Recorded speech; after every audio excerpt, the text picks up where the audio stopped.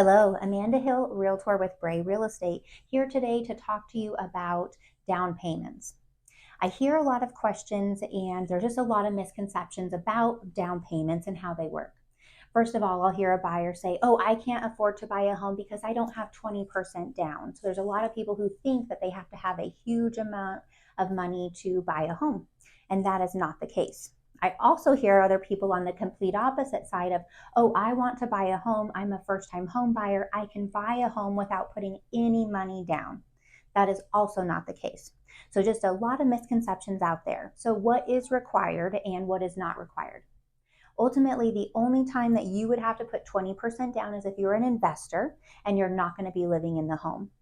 With a owner occupant, when you are the buyer and you're going to be moving into the home, there are a lot of options that we can look at. Ultimately, the best thing is to chat with your favorite lender and work out those options together. But here is just kind of a quick snapshot for you on how we can look at those down payments, and a little bit of homework. Will save you some time on homework.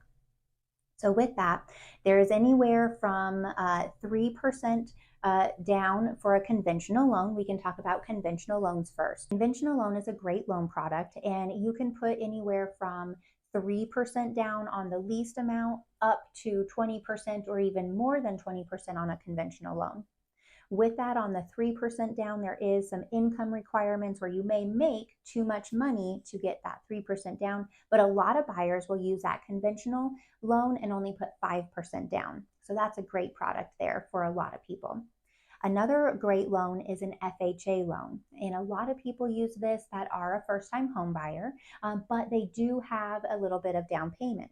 The FHA has a little less restriction on credit and income, and so that is a great product for a lot of people when they're not as solid on some of their finances or their credit as they would like to be for a conventional loan. With an FHA loan, it is 3.5% down that is required, and that is all you would have for your down payment. There are a couple of loans that are really great options that you only have to have $1,000.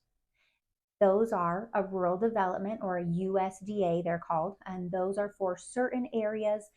They are more outside Grand Junction and more kind of rural areas. So those are great options, and only $1,000 down that's required. Sometimes you can get that credited back, but most of the time that 1,000 would be applied to your loan.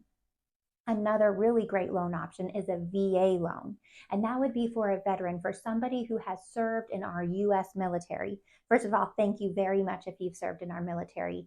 And the VA loan is a very, very good loan option. There's a lot of great benefits with a VA loan. With that, the only thing that's required is $1,000, and sometimes you can get that credited back at closing, but most times people will decide to put that $1,000 down for their down payment, but you can also put more money down with a VA loan. So those are kind of the top ones. There's one other loan that's a really great loan option as well, and a lot of first-time home buyers do choose this because they actually have down payment assistance, and that's called a CHFA loan. With that, it is the Colorado Housing and Finance Authority. We do have a local office here. With that loan, you are required to do a first-time home buyer class, but that's a very beneficial class where you'll learn a lot about homes, buying a home, and taking care of a home, as well as getting your loan. But with that CHFA loan, it's typically about $1,000 down you have to have for your earnest money, and you would submit that. And then with that CHFA loan, it's kind of unique. Actually, you'd most of the time have two loans. With that, one is for your regular loan, and the other one is your down payment as you're financing the down payment. Sometimes the lenders can work that second loan as like a silent second, where it's just on the back end for it and you don't actually have to have payments, but sometimes you would have payments. So that CHFA loan can be tricky, as that lender can work it in a few different ways. You'll want to make sure that you check with your lender and make sure that you know exactly what loan that you're getting, because that's important. So ultimately, what loan is going to be best for you? What is your credit? How much money do you have down? All of those are things that we want to look at. What you'll want to do is call your favorite lender, get the ball rolling with that conversation to, find out what's going to be the best option for you. Do you not have a lender that you want? Give me a call. I've got several great lenders that I work with a lot, and I'd be happy to refer them to you. Have a great day and give me a call with any of your loan option questions.